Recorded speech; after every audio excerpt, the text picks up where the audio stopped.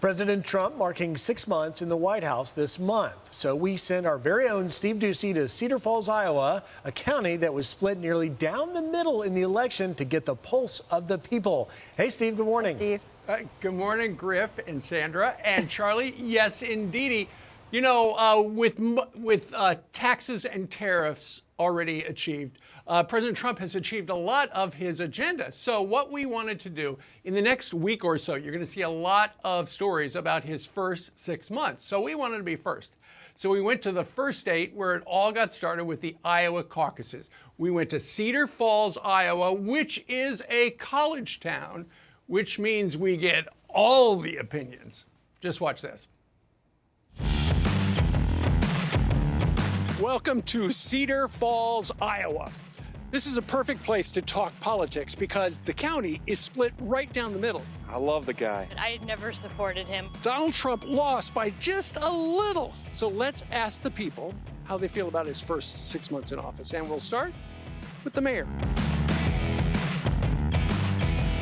Now here with the mayor of Cedar Falls. Thank you for the welcome to your city. Yeah, of course. Thank you guys for coming out. How about a key to the city? Well, I just met you. Okay, sorry. I have to vet you first, and then we can get that whole process going. So much red tape. I feel like I'm back in Washington. It's government. And if you were going to give the president a grade as you look at the first 6 months of his administration, what would the grade look like? I'd say an A+. I'll give him a B-. A-? C-. As the mayor of this town, you talk to a lot of business leaders. Are they optimistic about this term? I think people are optimistic just about the U.S. economy is still in a great place. You know, speaking globally, we're still in a good position.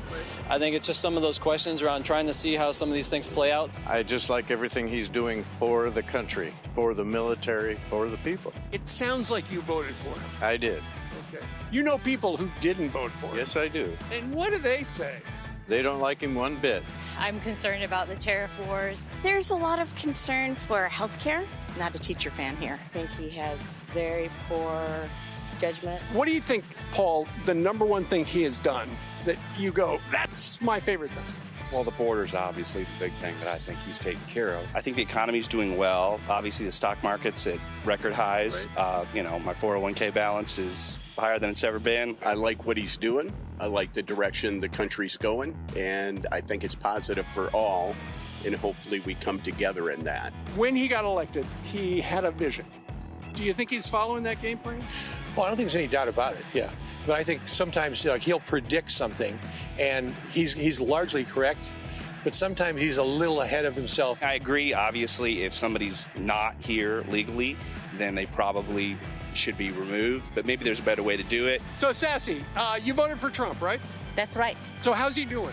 Well, he's doing great. Love the border policy. I love the tax policy. I love the foreign policy. You know, America is no longer a joke. America is taken seriously. And I asked you at the beginning, how about a key to the city? You said you had to vet me. Do we get the key? You know what? There's a process. We'll have to hire a consultant. They'll have to do a review. I'm in Iowa and I'm tied up in red tape. Oh, that mayor, he's a killer. Actually, I was just in Iowa for a family reunion last week, and nobody needs a key to the city because nobody actually locks their doors. Oh, but boy. I will say this about that particular town. It is a college town, and Kamala Harris won by a little, but Donald Trump won Iowa in a landslide. What I noticed was that there were a number of progressive people who proudly voted for Kamala Harris. They said they were not afraid to express their opinion, but there are a number of people who are reluctant to go out and talk politics either with their friends or their family, or especially not on television. And in fact, there was one woman I spoke to and I said, would you like to grade the president? And she said, well, I could because I'm a teacher. And she said she loved Donald Trump. And in fact, her husband said to her, you know, can we put up a Trump flag in front of the house? And she said, are you out of your mind?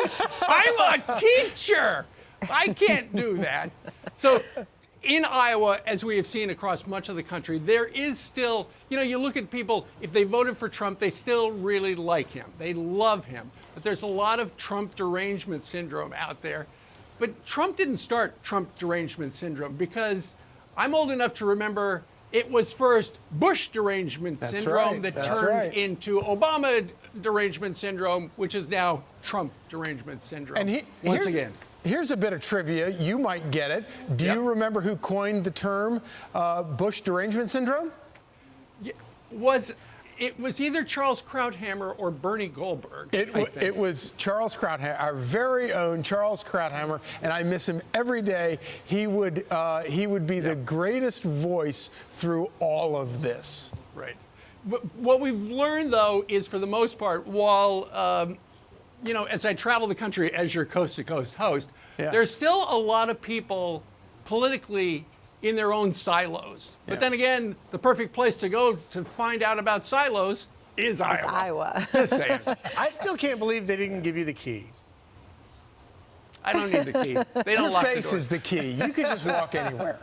That's right. And by the way, so tomorrow I'm going to be out and about. I'm going to be Mr. Ducey in D.C. I'm going to go for a walk around with Marty McCarry. He is 100 days into his job at the FDA.